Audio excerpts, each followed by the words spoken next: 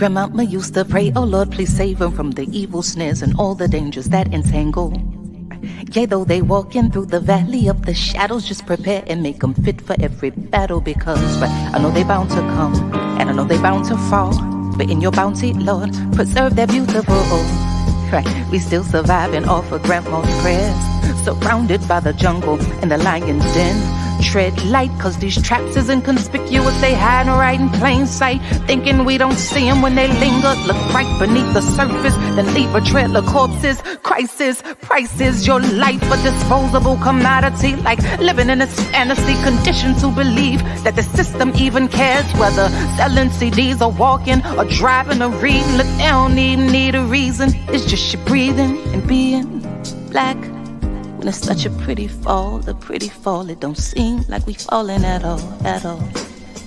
It's just a GMO dream, where things are never really what they seem. Please cue the violins, tell them just to play me something pretty, cause this gritty city got me screaming bloody murder. Said it got me screaming.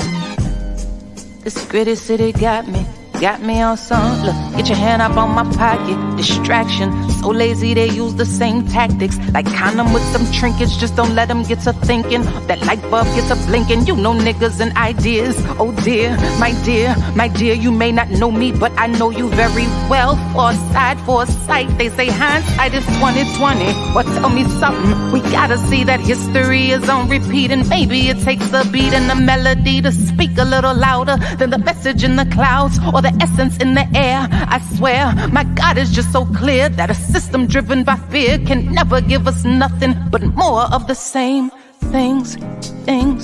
Oh, when it's such a pretty fall, it don't seem like we falling at all. It's just a GMO dream, where things are never really what they seem. Please cue the violins, tell them just to play me something pretty, cause this gritty city got me screaming. It's murder. Got me screaming, got me. This gritty city got me on some.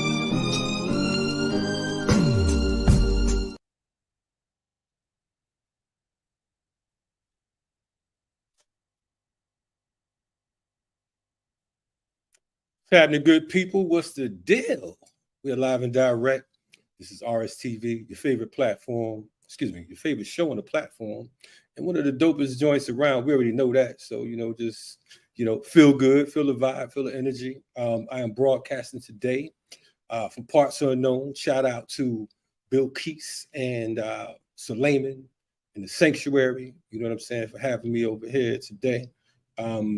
Shout out to my sponsor, Guerrilla Republic, for doing what they do.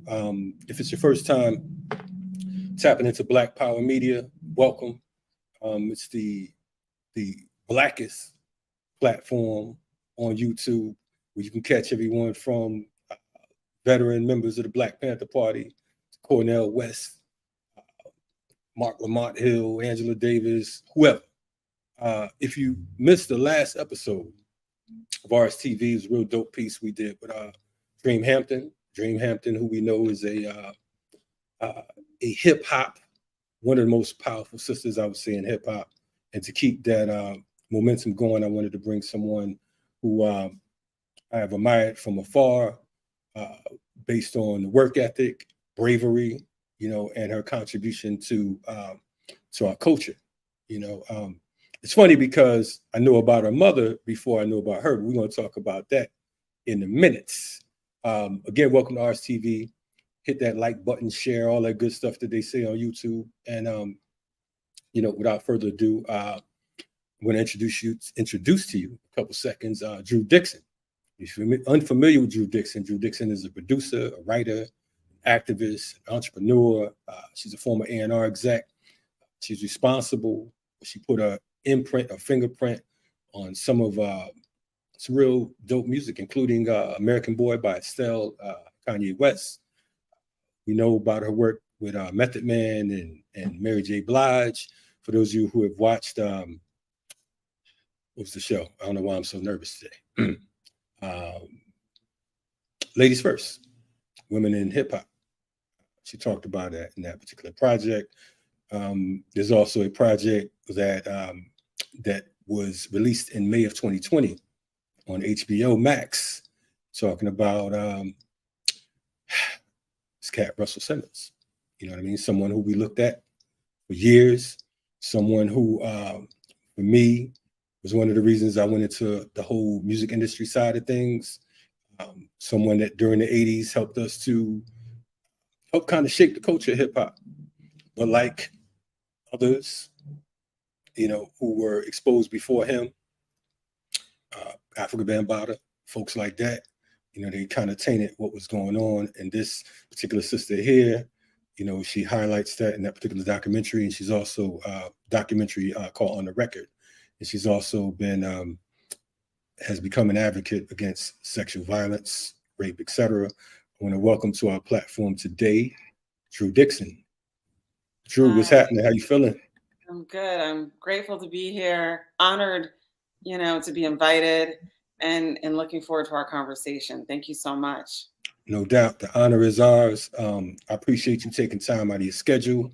We know you're on a world tour with Mr. Malcolm McLaren, you know what I'm saying, and try to do your thing. But, you know, we're glad that you stopped doing the rock with us today. You know? For sure. Happy to be here. No doubt. For our audience, Miss Sharon Pratt, the mother of Drew Dixon, Sharon Pratt Dixon, the first woman mayor of Washington, D.C. Yes, first Black female mayor of Washington, D.C. Of any major city. I'm going to shout my mom out real quick. Hey, that's right. That's right. But our audience would know her because, you know, my big brother was on a show with her on Donahue back in the day. Okay. Dharuba bin Wahad, along with Cornel West, Sister Soldier, and others. You know, she represented, you know, her city. And that particular show became I guess we would call it an iconic moment in TV history. Yeah. You know, so we wanted to shout her out. But yeah, welcome to the platform, as I stated. Thank you for having me. Thank you for creating this platform for these important conversations and to, you know, amplify stories that are important to us that don't necessarily get seen and heard elsewhere. Thank you so much. No doubt. For folks who are unfamiliar, that's been on the rock and, you know, don't really follow hip hop like that, you know, give us a little backstory about who Drew Dixon is before the hip hop or before music and, you know, up until now, if you don't mind. Not at all. So, yep, I grew up in DC, like you said. I grew up as the daughter of two Black politicians. My father was a city councilman, chairman of the city council. My mother was the first Black female mayor of a major city. And I worked on all those campaigns, knocked on all those doors, and grew up with a real sort of spirit of service and commitment to my people. When I grew up, DC was an 80% Black city. And my parents were very much part of getting locally elected government in DC in the first place. And so I grew up with this sort of commitment to empowering our people and holding on to DC and more broadly our rights and you know what we were entitled to as people in this country that we built. And so then I went to Stanford. I decided to go to school 3,000 miles away from where I grew up because I wanted to spread my wings and get my own footing. And I was really inspired there to be a risk taker. It was the home of sort of the dot-com boom before the dot-com boom. But I don't think if I had not gone to Stanford, I necessarily would have found the sort of confidence to come to New York in 1992 and start answering phones at Jive Records and then later Warner Brothers Records because I wanted to make rap records. I thought that hip hop was going to change the world. And I believed in putting the microphone in the hands of as many young Black geniuses as I possibly could. And that's why I wanted to do A&R. And that is eventually what I was able to do in New York City as an A&R person. No doubt. I mean, you didn't just do A&R. I mean, you was A&R. You know what I'm saying? And for folks who aren't familiar with A&R, artists and repertoire, you were one of, I would say, one of the most important A&R of that particular time and pretty much of music right now, because, you know, nowadays, I don't know what A&R is on. I mean, it's like, you know, sign anybody or whatever goes. But, you know, you come from an era when hip hop was, you know, it was really taking shape and taking form when you talk about the 90s. Tell us about some of the artists that you worked with. Yes. Well, first of all, thank you for what you said about A&R because it definitely has changed. It's an old school term. It stands for artists and repertoire. it comes from the 50s when you signed artists like, you know, Frank Sinatra or Ella Fitzgerald, and then you found their repertoire of songs. But it's stuck in the rock and roll era when artists wrote their own music, and in the hip hop era when artists were largely self-contained. But back when I did A&R, you had to have ears, not an algorithm. You really had to listen and believe you heard something that had the potential to become a hit, or see an artist that had the potential to become a star.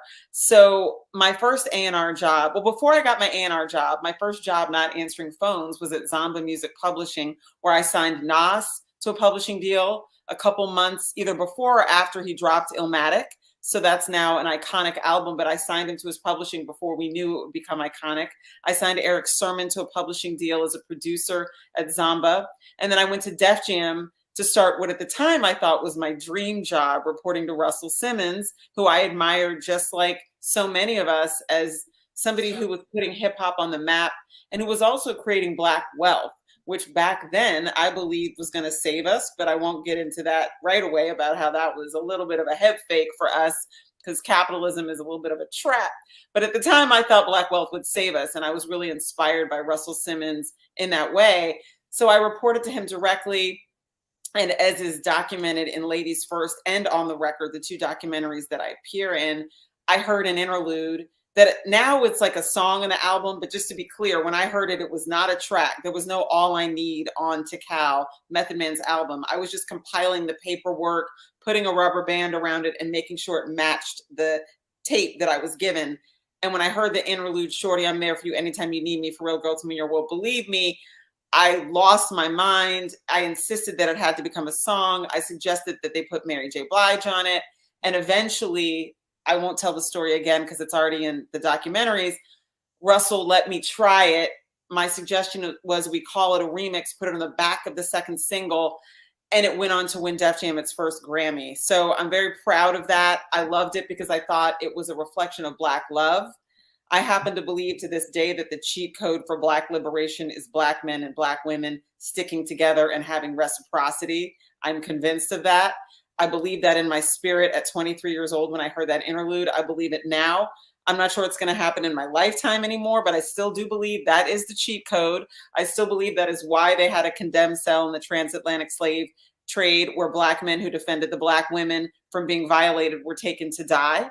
I believe that condemned cell is where they locked up our whole entire power. And if we can stand together, we are going to win, and we have to stand together because we can't afford not to. But I digress. I worked on that record. Then I worked on another record called The Show Soundtrack, where I just called all my favorite rappers from around the country to represent what I thought was kind of the state of the art of hip hop in 1994. I called Bone Thugs and Harmony. I got a Tupac record. I got a Biggie record. I got a Tribe record. I got Warren G and the Dub Shack. And I'm very proud of that record too. It became a hit, but I left Def Jam because I was assaulted by Russell Simmons when that record was still in the top 10, maybe even the top 5 of the R&B chart. I was devastated. I never expected that. He had been inappropriate with me in terms of his language and behavior, but it was always kind of a thing where he would do it and then apologize and do it and apologize. So in my mind, I was naive. I didn't understand grooming. I didn't understand any of that then. I was so focused on my goal, and I was focused on Black liberation, and I hadn't really thought of sort of my vulnerability as a woman, right? I saw feminism as a white lady thing, and I have very big issues with white feminism, but I didn't understand that I needed to maybe think about that piece too, because I was this vulnerable woman in this environment. And so I quit my job after that happened. I was devastated, but then I went to Arista Records. I reported to Clive Davis, where I called a lot of my hip hop friends like Lauryn Hill, who gave me A Rose Is Still a Rose for Aretha Franklin. Wyclef gave me Maria for Carlos Santana. Wyclef gave me My Love Is Your Love for Whitney Houston. Montel Jordan, a friend of mine from Def Jam, gave me Nobody's Supposed to Be Here for Deborah Cox. I signed Q-Tip to a solo deal. I signed Brand Nubian. We did the Foundation album, their reunion album, trying to represent up in Arista with a very, very Black record, a very empowered record. And then I went on later to run John Legend's label, and it was my idea to call Kanye West and put him an American Boy. So very proud of the records I helped to make. Heartbroken that I had to leave the industry because I was inappropriately treated, to put it mildly. Sorry, my kids ordered food. That's the It's all best. good. It's all good. And so that's kind of my story as an A&R person. And I left the business and kind of just became a mom for 15 years. Hey, Drew, I mean, you just hit me with like so much at one time. You know what I'm saying? You just like folks that was talking about, I ain't never heard of her. Don't even worry about what you heard about. Don't even worry about what you heard. Get a late pass. We here today. You know what I'm saying? They know now. Man, I mean, first of all, you started with the transatlantic slave trade. And that just messed a whole lot of folks up, because a lot of times we have folks on here and they just think that, well, they're going to talk about this and they don't necessarily know about that. And they think if you come from a certain environment or from a certain background or whatever, they'll try to peg you and say, okay, well, you were raised with a silver spoon or whatever. So you just got on. You know what I'm saying? It was just a pretty face in a high place. So you was able to eat. You know what I mean? But you just smoked them up real quick, rolled them up, and that's wild. I want to ask you real quick, because it's like so many different points that you opened up, so many windows. The show soundtrack. I'm trying to think. Was Isaac the Isaac on that track? Wow, gosh, were they? I don't know that they were. Okay. I'm trying to think. The single was "How High," Meth and Red. That was the single. Okay. Gosh, that's taking me back. I'd have to look at the track listing. It's all good. I mean, I know they weren't, some of your top. I remember that name, so that makes me think that they might have been. Gosh, it's been a while. Mary J. Every Day It Rains was on there. Sweet Tea, What's Up Star was on there. Papa Love It, LL. We had a bunch of joints. I was trying to cover all the bases, and that name rings a bell, and I'm not sure if that's why. It's all good. It's just the people I know, and I'm just trying to, remind them that you fell through. But the album was definitely dope. I remember a lot about it. But I want to, you talked about moving to Arista from Def Jam and so on and so forth. I mean, with so much talent behind you and so many different artists and the production. I mean, you talked about Brand Nubian Foundation. That's one of my favorite joints. Just so many different angles that you came from. Why is it that you think that today folks are still saying, who is Drew Dixon? Do you think it's because of what took place with Russell? And we're going to get into that particular dynamic as well. Or is it the Black woman dynamic? What would you say? Because I mean, there's no one can say that you were not successful with what it is you brought to the table. Well, thank you for that. I think it's both. I think that as women, and in particular as Black women, it's so hard to just get in the room, to get your seat at the table that Shirley Chisholm talked about, to get your folding chair, which means so much more now than it did 2 months ago. Sure do. But to get that folding chair and to get in the room and to be heard and to get a shot for your idea, whether it was the duet, whether it was the ideas I had for the soundtrack. I worked so hard and I expended so much energy just to get that done. I was also surviving Russell Simmons while I was getting that done. I mean, he was harassing me pretty early on. I mean, from the beginning, it was inappropriate comments and inappropriate attempts at contact that I had to sort of work around. So the energy that I was spending navigating that, but still trying to keep my eye on the prize of getting these records made, sort of left no room for me to think, oh, let me make sure I get the credit. Let me make sure I'm a producer on this record because it was my idea. Let me make sure I'm an A&R person on this record because it was my idea. And I moved the reels from one studio to the other for RZA and Puff to work at the same time. It takes a toll. It's just like, I think Toni Morrison said that the part of what racism does is you expend energy defending yourself and restating the obvious to people who don't even want to hear you in the first place. They already know. But that energy that you're spending is energy you're not spending getting paid, getting ahead, pursuing your dream, getting the rest that you need, taking care of yourself, taking care of your people, taking care of your family, taking care of your credits, and so it's very serious, the implications of harassment. And so that was just a lot of my bandwidth that got absorbed from that. And also a lot of my confidence, a lot of my swag that I was bringing to the table to push to do these things. I didn't necessarily feel like I belonged, because I was also dealing with this other demeaning, perpetual, insulting piece that I think took away from my ability to really take up space in the room. And I guess another thing I would say, I grew up playing basketball. I was a basketball player in elementary school, middle school, and high school, but I was tall in the beginning.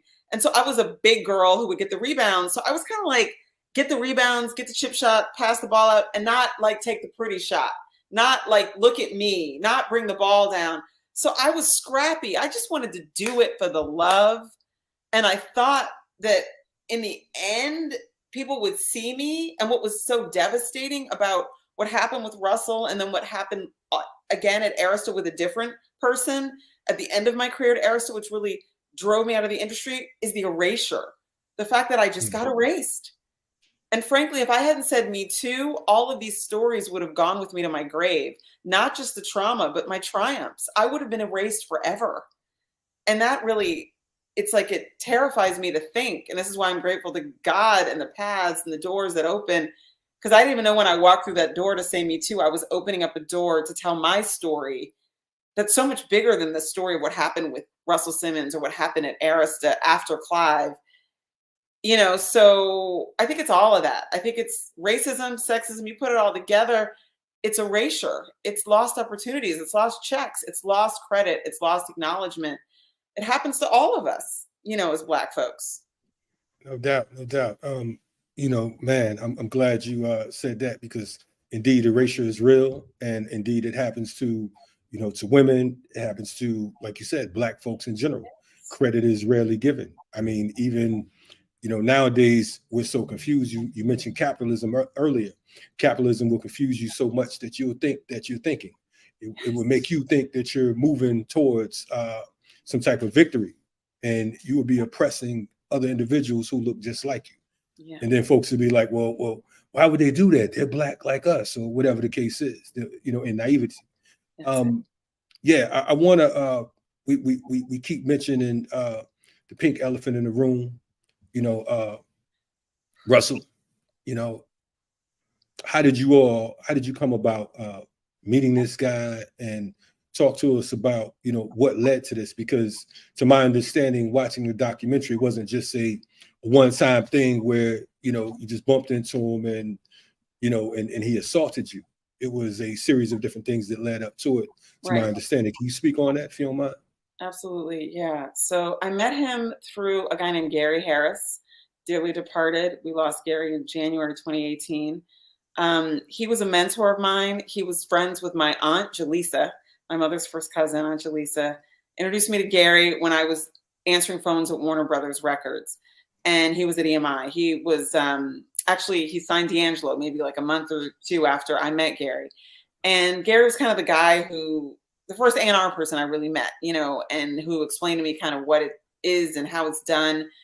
Somebody who was very devoted to the culture and very well connected. He knew Russell Simmons. He knew, you know, Andre Harrell and Nelson George and Chris Rock. And so hanging out with Gary, I eventually met all of those guys. And I told them whenever I saw them, my name is Drew Dixon. I want to do A&R, and the hot new shit is boom, boom, boom.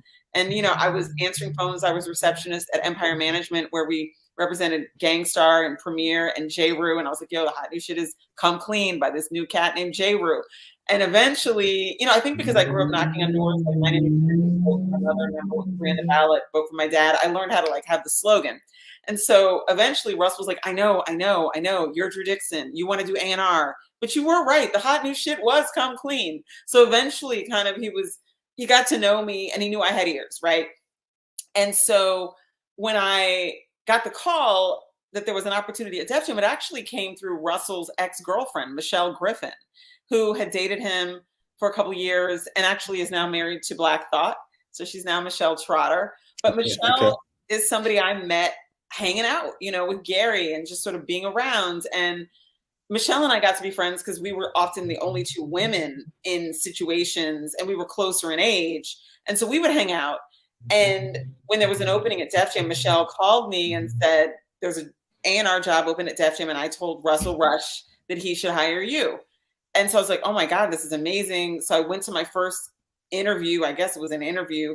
It was in his apartment. He didn't have an office at Def Jam. People wonder why I would have gone to the apartment. He didn't have an office, so Russell's office was wherever he was. It could have been his car. It could have been the Bowery Bar. It was wherever he was. And so I went there, and he was on the treadmill, like on the top floor. And I was sitting on like a little bench, like in the gym area. And he was on the phone. He was always on the phone. And I got the job. I was like, he was like, just go to Def Jam, tell them you're working there now. And I went there. Nikki D was at the front desk. And that's how I got the job. And so, I was reporting directly to him, but he was never around. So it was very hectic. Like, it was hard, it wasn't like a traditional work environment, to say the least. And so he would start really by making inappropriate comments on the phone. Like, I would be on hold in between, like patching him in. Like, Slick Rick used to call every day for his one phone call from jail, my number. And then I would patch him in to Russell. So I would have to call Russell's assistant, Simone or Joanne, and then wait for Rick to get on the phone. So that was kind of how I did my job a lot. So I'd be on the phone with him, and he would say inappropriate things. And then when we would see each other again or talk again, he would apologize. And I would say, it's okay. Can we just stay focused, yo? So first of all, I didn't want to piss him off. He's Russell Simmons. I finally have a job at Def Jam reporting to the Russell Simmons. I don't want to seem difficult. I was also already told that as a woman, and as a woman who went to Stanford, whose mom was the mayor, I could never survive in this industry. And I had no business making rap records. So I don't want to seem soft. I don't want to complain.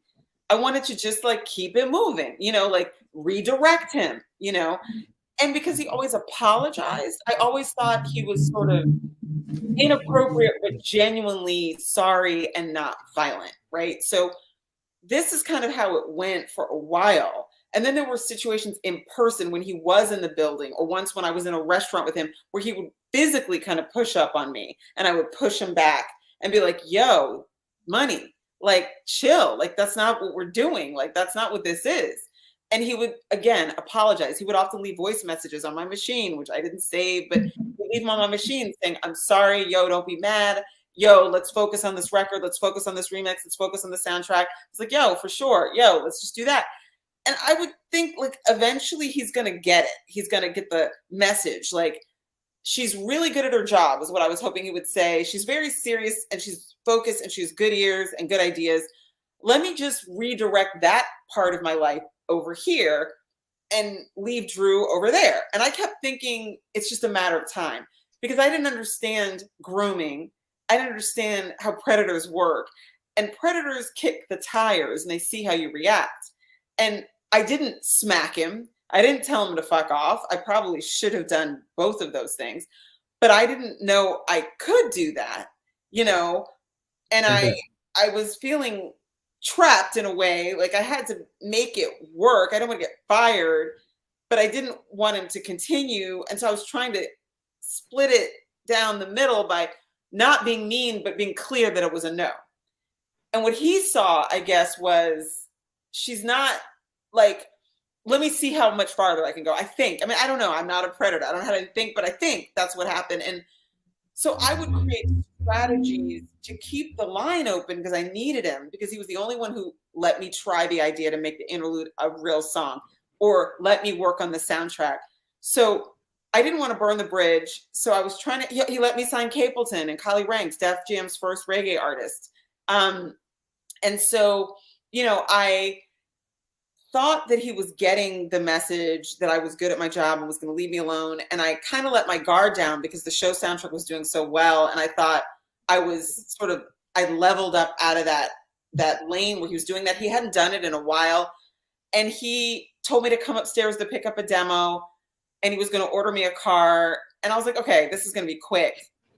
And he'd never been like, I don't know. I just didn't know he was violent. I didn't know he was capable of that level of violence. And when I went upstairs to pick up the CD, which I now realized, I didn't even realize until 2017 when I read the stories of the other women in the article in the New York Times with me. I looked up in December 2017 and was like, oh shit, there was never a CD, was there? It wasn't until I read their stories that the light bulb went off 24 years later, that the CD that I was looking for, that he told me to come upstairs and get, when he went into another room, and I end up in his bedroom, because he doesn't say go to my bedroom. That would have been a red flag. He says, go down the hall, make a right in the last door, and then get the CD out of the CD tray. So I do that. I'm in his room, but I'm not really thinking about that. There's nothing in the tray. And I keep yelling the names of CDs on the shelf. And I'm thinking, you know, this is weird that he can't just tell me the name. And then the next thing I know, he's, you know, rolling up on me. He is naked wearing a condom. And it was a physical fight that I lost. You know, I honestly think about it whenever I do a push-up in the gym, that like lack of upper body strength that I needed in that moment. I didn't have it. It was a fight. I said no. I cried. I screamed. I yelled. I kicked. I did all the things. And then I realized I was trapped. And then I froze. I just froze. And I essentially complied with my captor because I realized I was alone in this apartment with this guy who was violent and who didn't care. And it was a different version of him than I'd ever seen before. It's kind of like the version of him that we saw in that video that his daughter uploaded where he was yelling. I was like, that is the guy I saw that night. Right, and right. I just froze because it sort of felt like this could get worse if I'm really, he actually said, stop fighting in a very cold voice. And I realized that it was already as bad as it could be, but maybe it could even be worse. And I didn't want to know how much worse it could be. So I just kind of like flatlined, you know, like a possum. I don't know what to say, like an animal that plays dead. You know, I feel like that's what happened, you know, and and so, you know, I went on and made other records, but of course that changed my level of confidence. And so I was just, again, happy to be in the business still, happy to be making records, happy to be contributing to the culture that I love to this day. But I didn't feel like I could stand up for myself. Really, I kind of hid behind Clive Davis for the next 5 years of my career until L.A. Reid took over, and then it went sideways again. Wow. First of all, man, I'm definitely, I hate to hear this, number one. I think that for me, a rapist is the most, there's certain types of people I don't have tolerance for. And a rapist is definitely one, because it's an individual who really takes control of an individual, robs them of their, you know, of their peace in every sense of the way. So my apologies. I guess, I mean, I don't know if that means anything, but, you know, my condolences, so on and so forth.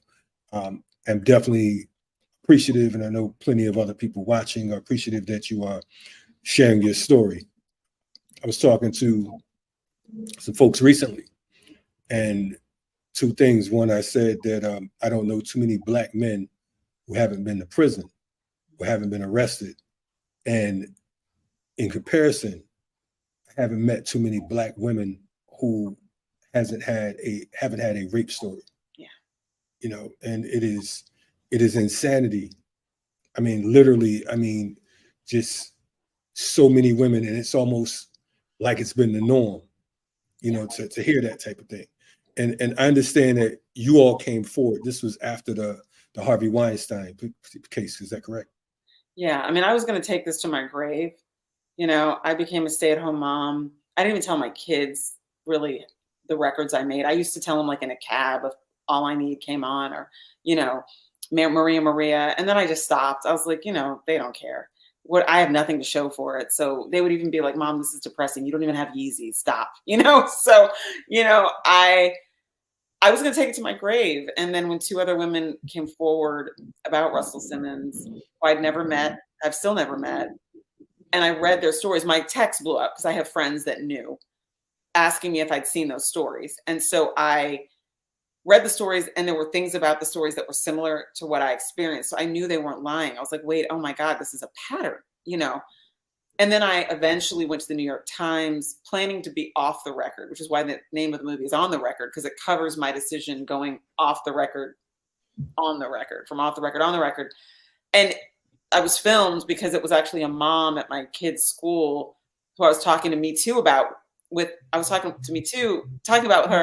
about Me Too with her at a parents' event. And I mentioned in passing I had a Me Too story. And when I said who it was, she said, I can introduce you to Jodie Cantor at the New York Times. And I was like, girl, no, why? I don't want to do that. I'm not a white movie star. That's not for us. You know, I didn't know about Tarana Burke at the time. I just knew kind of the Me Too headlines. And eventually when I saw him release a statement, Russell Simmons released a statement calling the first two women who came forward liars and saying he's incapable of violence, it like made my blood boil. And that's when I went to the New York Times. And the mom who happened to connect me with the New York Times is a documentary filmmaker, and her husband was making a Me Too doc, and they said, can we follow you? Mm-hmm. And that's how that all started. And so that went from me going off the record to on the record to becoming the main subject of a documentary, partly because I wouldn't sign the release for them to use the footage. They'd been following me for 15 months before I signed the release because I was really afraid of being kicked out of the black table, which is my favorite table in the cafeteria, by being seen as like the woman who took down the king of hip hop. I was like, I don't want that. I don't want to be that. Right. And then I realized, you know, maybe this was an opportunity to tell the story of the way Black women in America have never been saved. And my story is just an example. You know, even with the bluest eye that Toni Morrison talks about, I'm a Black woman in America. I have 8 Black great-grandparents. I'm not mixed. I don't have a white parent who's going to jump out with a get out of jail free card. I may look like I do. I don't. Okay. And so I wanted to talk about that. And I was talking about that in the interviews they were doing with me for the film. And they chose to shift the focus of the film to that. And that's really why I was like, okay, I didn't see the footage before I signed the release, but I could feel that they were hearing me. And so I signed it. And I said, you know, I really would feel more comfortable if there were a Black executive producer. And that's how Oprah got involved. And then she left 10 days before the movie came out at Sundance, which was actually one of the most terrifying things I ever experienced, which sounds crazy, but it really is, because it was like my worst nightmare to be out there on my own with the woman who I feel like is maybe one of the strongest, certainly one of the most powerful Black women in the world. But, you know. Let's talk about that, because, I mean, you mentioned Oprah in passing, like Oprah was just walking down the street one day and, hi, I'm old and I'm down with the program.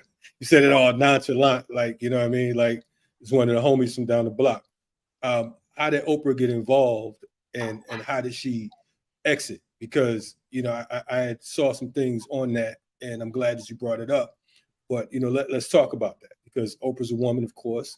Oprah's a Black woman. Oprah has power. So what happened with that? How did she get down? So, you know, what happened is, you know, and I didn't know a lot of this until after the fact, because they were very church and state about survivor producer. I wasn't involved in the making of the film. They filmed me. I introduced them to some people like Daddy-O and other people that could, you know, speak to my career and my story, but I didn't, you know, have anything to do with the behind the scenes of making the movie. But what I found out after, you know, when it all kind of fell apart in January of 2020, right before the movie was supposed to premiere at Sundance, is that they approached her at Sundance the year before. They approached one of her producers. I think the woman's name was Terry, who ran Harpo, or maybe she still does. And she saw footage of the documentary and loved it and shared it with Oprah, who signed on, because Oprah had a deal with Apple TV, and Oprah signed on as the executive producer of On the Record.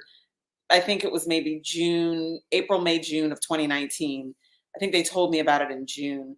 And so she became the executive producer of On the Record, and she was going to do, I think, 2 other films with the same directors about different settings where Me Too happens, you know, whether it was, I think it was religious institutions, and it was also like, I don't know, I'm not sure, but this one was focusing on Black women with the Russell Simmons survivors kind of at the center. And so she signed on in June of 2019, as far as I know. And she was very involved. You know, they continued filming us.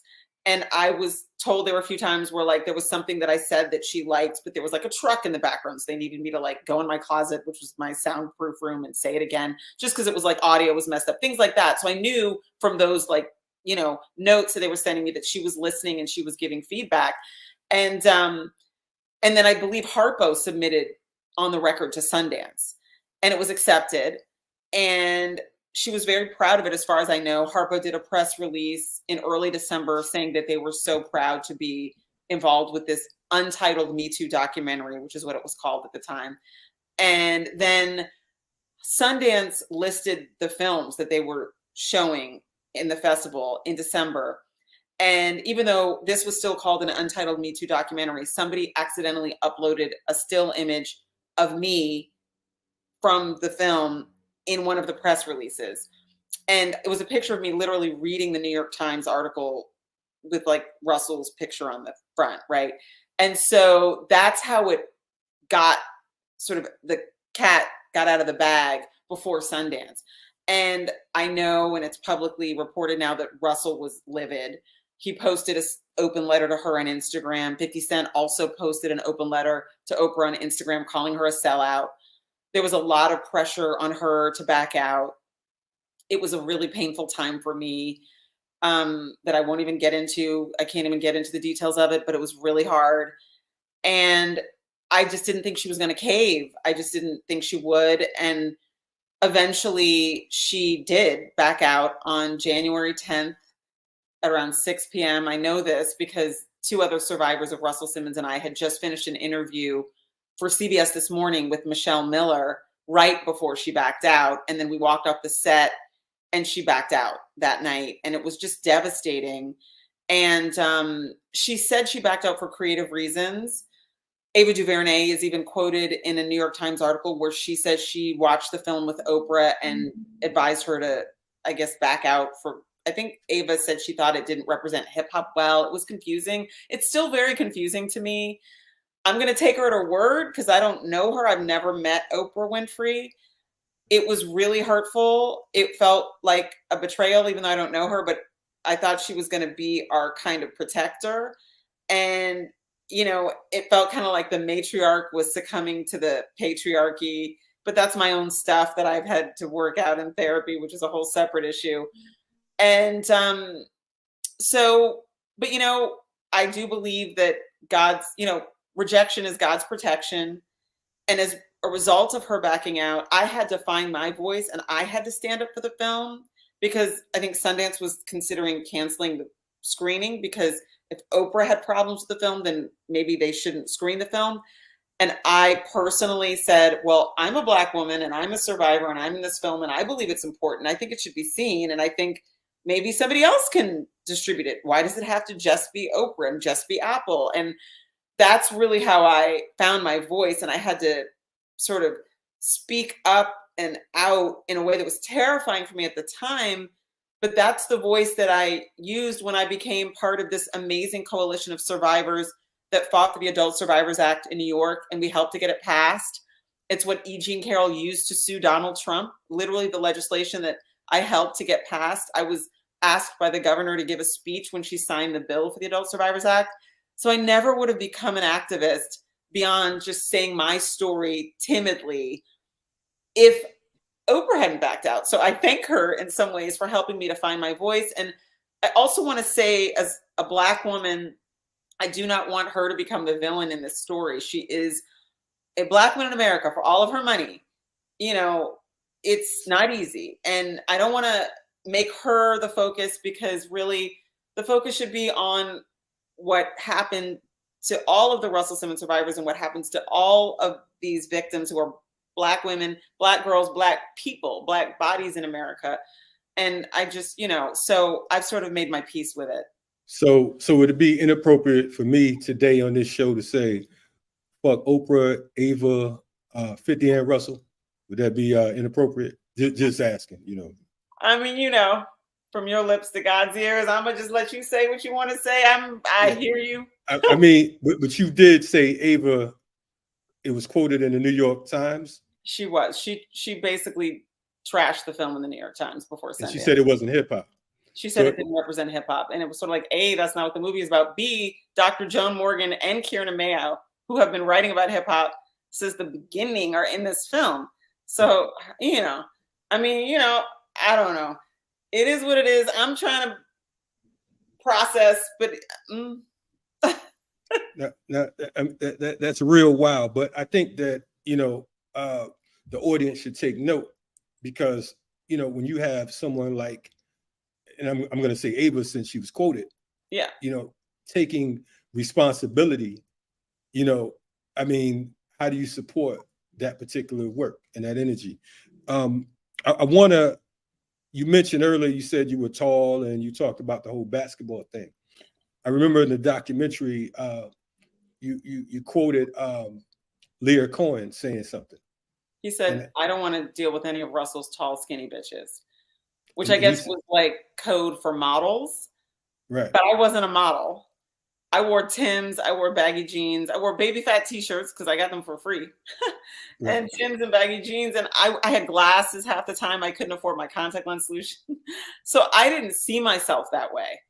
And it was confusing to me that they were grouping me in with them. And frankly, I thought, okay, fine. Maybe they see me that way at the door. But when they see how I work and what I do and what my work ethic is, they're going to get that I'm not here for that, you know, and it didn't matter. So what do you think he meant by that when you say one of Russell's tall, skinny bitches? I'm just saying, like, you know, since we talking about on the record, I mean, what does that mean for folks who need to be walked with their hands held? I think that Lior was implying, you know, I mean, frankly, Julie Greenwald, who's the chairman of Atlantic Records now, one of the most powerful women in the music industry, was a vice president of marketing at Def Jam and told me that if I wanted to get ahead at Def Jam, I should come to the Hamptons and stay in the house with her and Lior and Russell and bring my knee pads. And I remember thinking, does he have a volleyball court? Because I played volleyball in high school too. And I was like, oh, is that what she's saying? And keep in mind, this is a white woman. Right. Lior and Julie are white, telling me, a black woman, the way I'm supposed to get ahead in this business is to come to the Hamptons and get on my knees. And so, yeah, they thought that I was going to be part of Russell's harem. And I guess he had a harem. And anybody that was in his harem consensually, God bless them. That is between them and Russell. And I don't begrudge anybody their choices. But I had no interest in him in any way other than being my boss and letting me make records and do my job. Zero. Right. And so that was clear. But they were trying to put me in that box, and I wasn't in that box. I had no interest in being in that box. I didn't go to the Hamptons ever. I went one time when I was at Def Jam in a group on a helicopter with Lior Cohen and that whole A&R department, and we went out together on a chopper, and we landed and we stayed in an inn, and we did an A&R meeting at the house where Russell was floating around in an inner tube in the pool while we were at the table by the pool, and I was still fighting for the duet at that point. And I went back with them. I stayed in the inn with my colleagues that night. I had no interest in any type of that aspect of his life or any type of relationship with him like that, ever. And so it was like crazy. But that's what Lior Cohen was implying, that I was like one of his model chicks in his harem. And it was just like, you know, I mean, like just erased who I am and what I do and what I was bringing to the table.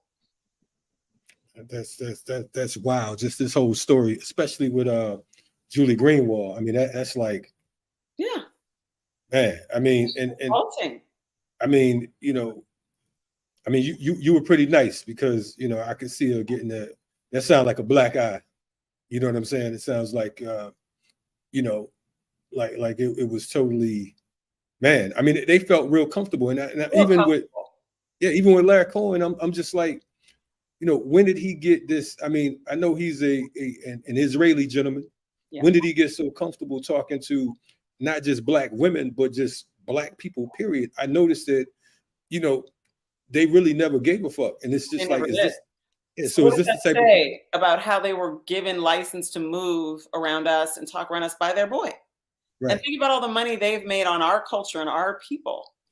You know, when you talked earlier, I'm sorry, I'm jumping around, but you talked about how there are very few black men that haven't spent time behind bars, and there are very few black women that haven't been raped or violated in some way. It's literally an echo of, I'm going to go back to the transatlantic slave trade and that condemned cell where our brothers were locked up to die, and where all of the women who were actually 15s, they were girls, were raped systematically. We are reenacting that today. And I'm not blaming us because this is a dynamic that was put in place hundreds of years ago.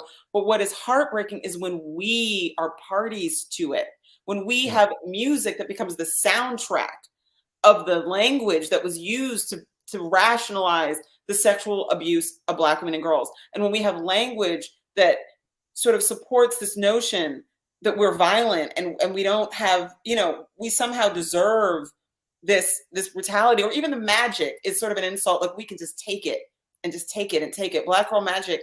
I'm not magic. I'm a human being. We are human beings who bleed real blood and cry real tears. And, you know, we are still replaying that cell. Our brothers are on the cell and our girls are getting violated. Rinse, repeat for hundreds of years. And we have to break the cycle for us, not just for me or victims of Russell Simmons or victims of anybody in particular, for the next generation of Black men and women and all gender identities of Black people. We have to break the cycle because we're going to lose the next Sherry Cher, who's a victim of Russell Simmons. We're going to lose the next generation of women, and we're going to lose the next Russell Simmons, the next Bill Cosby, the next R. Kelly too. You know, we don't need to lose the next generation of them. What a loss. The next Bombada, I don't want to lose him to this cycle. Let's save all of us by just saying no more. You know, and I don't care if white folks get away with it. That's one of the big things. Well, what about Harvey? And what about Trump? And what about, well, we season our food. We clap. When we clap, we don't follow them how they clap. We clap on the downbeat and we season our food. So we can also do this differently because we have more to lose. That's why I care so much. I cared about Black culture when I started making rap records, and I care about Black culture as a Me Too activist. I care about us. Hey, out of respect for your time, you know, I know you got to run. I got, you know, 2 small questions, if you don't mind. We can squeeze them in the next 8 minutes or less. Okay. The first question is after the documentary dropped, and it's still on HBO Max, I believe. So for folks who haven't checked it out, go check out On the Record on HBO Max. I think you'll be, you know, happy that you did, and then come back and listen to this again. You'll see the importance of that particular story. I want to ask you, after that documentary dropped, what was the, you know, what was the feedback? Was it positive? Was it love? Or, you know, I mean, let's hear about that. It was a mix. You know, it was a lot of negative blowback at first, like going into it because of the sort of Russell Simmons, 50 Cent, Oprah, Ava of it all, right? That momentum was really brutal. And it you know, it definitely created a wave that was very painful. But as people started to see it, there was also this other wave of survivors who related to it, who connected with it. I mean, my DMs blew up with people telling me heartbreaking stories. You know, I feel like Black women in particular were reaching out to me, but Black survivors in general and survivors of all races and gender identities. And again, I always want to say this, there's no pain Olympics here. I hold space in my heart for every single survivor of sexual violence, period. Okay. And so the floodgates opened and a lot of people told me how much it meant to them. It was also overwhelming and I had to process my trauma. So I had buried it for 24 years. And it was kind of like the monster under the bed that I never looked at. And all of a sudden the monster was rolling around at my son's Little League game when a woman would come up to me in tears, or in a restaurant with my kids and the waitress would break into tears, which was very moving, but also hard for me because suddenly I had to sort of be a rape victim. And I kind of had discarded that part of my identity. And that's why I always say I will always be a victim and a survivor. Every day that I wake up, I'm a survivor. We call ourselves survivors because not all victims do. I want to hold space for that. But I am always going to be a victim because I'm always going to carry this pain. And I'm not trying to I realized I had tried to kind of discard the loser who went upstairs and got ambushed, or the loser who didn't know how to deal with it when it happened again at Arista. And I had to have compassion for her and realize that running off to business school and becoming a mom and a wife and sort of looking like I was all good didn't really honor that part of me, that girl, you know. And by going back and holding the wounded part of myself, I started to heal. But I'm going to be honest, I went backwards. There was a lot of breaking down and shame that I was going through behind the scenes as I was doing these Zooms and saying all the things. So, you know, I feel like I'm just starting to put myself back together again. And it's been about 6 years since I said Me Too. It's been 3 years since the documentary came out, and I'm just getting to the other side of it. No doubt. No doubt. No, and we definitely appreciate you coming forth. I got one more question that one of my partners, Dr. Ballhead, wanted me to ask in regards to the documentary Ladies First. Did you share your story on that particular documentary, and was it cut, or what was the situation on that? Because it seemed like you touched on, from what I can recall, you talked about the situation in regards to Beth and Mary, how that came about, but we didn't hear anything about the survival aspect. So can you share that with us? Or it's hard, to remember exactly, what I said in the interview. It was April 2022 when when Dream interviewed me, and I'm so grateful to Dream Hampton. Can we please shout out that warrior? Oh my God, fearless. Whoa. I do believe I told the story when the cameras were rolling, if memory serves.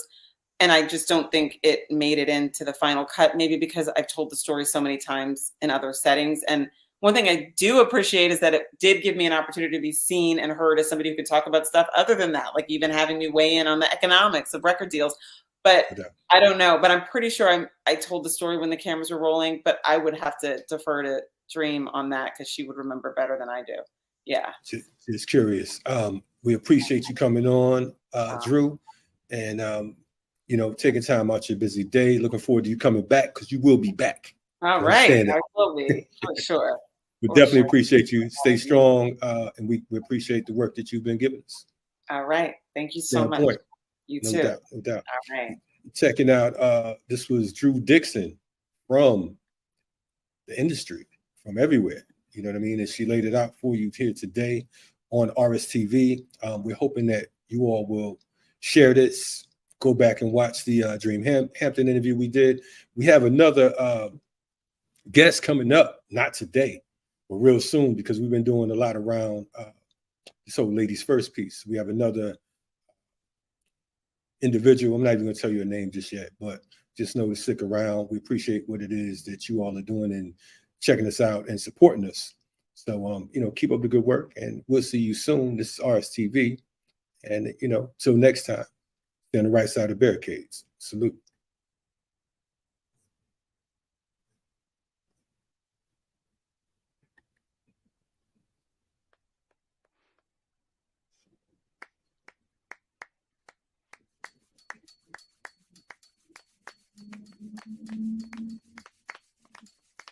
Ancestor, ancestor, take my hand. Ancestor, lead me on. Ancestor, let me stand. Ancestor, I get tired. Ancestor, I get weak. My nose, I get warm. Ancestor, through the storm. Ancestor, through the night. Ancestor, lead me on. Ancestor, through the light. Ancestor, take my hand.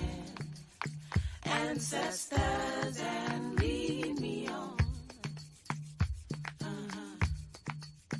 In my way grows drift. Ancestors, please linger near. When my life is almost gone, hear my cry, hear my call. Take my hand, let's not fall. Take my hand, ancestors, and lead me on.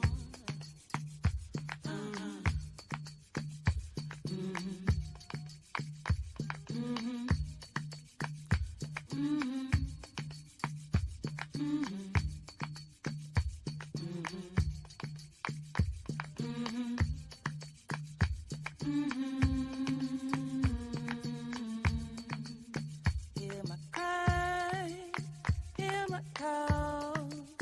Take my hand, let's not fall. Take my hand, ancestors.